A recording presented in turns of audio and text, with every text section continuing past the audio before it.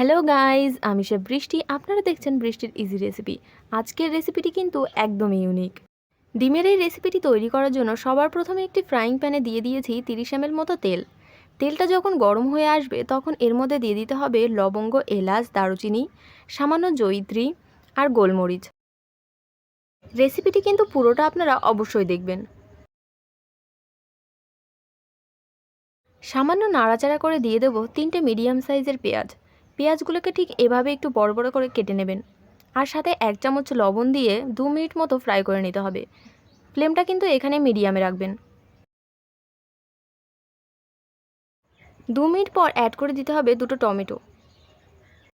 ওই একই রকমভাবে একটু বড় বড় করে পেঁয়াজের মতো করে কেটে নিয়েছি। এরপর দিয়ে দেবেন কিছু রসুন আর আদা কুচি। এগুলোকে প্রায় আরও 2 মিনিট মতো ফ্রাই করে নিতে হবে। ডিমের এই রেসিপিটি কিন্তু একদমই ইউনিক, বাট খেতে খুবই টেস্টি। বাড়িতে আপনারা একবার হলেও ট্রাই করবেন, আর চ্যানেলটি কিন্তু সাবস্ক্রাইব করতে একদমই ভুলবেন না। টোটাল 4 থেকে 5 মিনিটের বেশি কিন্তু ফ্রাই করবেন না। এগুলিকে নামিয়ে 5 মিনিট মতো ঠান্ডা করে পেস্ট করে নিতে হবে।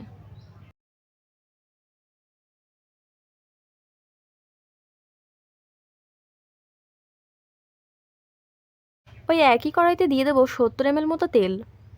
তেলটা গরম হয়ে এলে এইমাত্র যে পেস্টটি করলাম সেটি দিয়ে দিতে হবে। সাথে দিয়ে দিচ্ছি 3 চামচ শুকনো লঙ্কা বাটা। আমি এখানে 8টি শুকনো লঙ্কাকে পেস্ট করে নিয়েছিলাম। এটি কিন্তু একটু স্পাইসি হবে। আপনারা যারা একটু স্পাইসি কম পছন্দ করেন তারা লঙ্কার পরিমাণটা একটু কম দেবেন। সাথে দিয়ে দেবো 1 চামচ করে জিরে গুঁড়ো, হলুদ গুঁড়ো আর লঙ্কা গুঁড়ো। ভালো করে মিশিয়ে নিয়ে 4 থেকে 5 মিনিট মতো মিডিয়াম ফ্লেমে কুক করে নেবেন। আর মাঝে মাঝে কিন্তু এরকমভাবে নাড়াতে থাকবেন।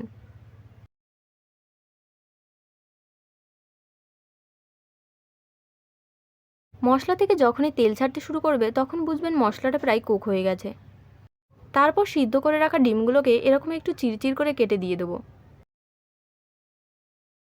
সবগুলো ডিমকে ঠিক একইভাবে কেটে নিয়ে আরও 2 থেকে 3 মিনিট মতো কষিয়ে নিতে হবে। ডিমগুলোকে এরকমভাবে কেটে নিলে মশলাটা ভেতরে ঢুকে যায় এবং খেতে কিন্তু খুবই ভালো লাগে। 2 মিনিট পর এর মধ্যে দিয়ে দেবো 1.5 কাপ মতো জল। 3 থেকে 4 মিনিট মতো হাই ফ্লেমে এটিকে কুক করে নেবেন, আর মাঝে মাঝে কিন্তু নাড়াতে থাকবেন, না হলে নিচে লেগে যাওয়ার সম্ভাবনা থাকবে।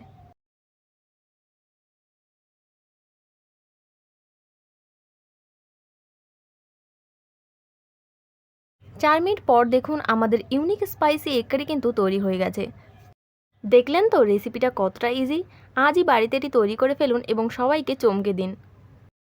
শেষে কিছু ধনেপাতা কুচি ছড়িয়ে দিয়ে ফ্লেমটা অফ করে দিন এবং ঢাকনা দিয়ে 10 মিনিট রেস্টে রেখে দিন, তাহলে খেতে খুবই ভালো লাগবে।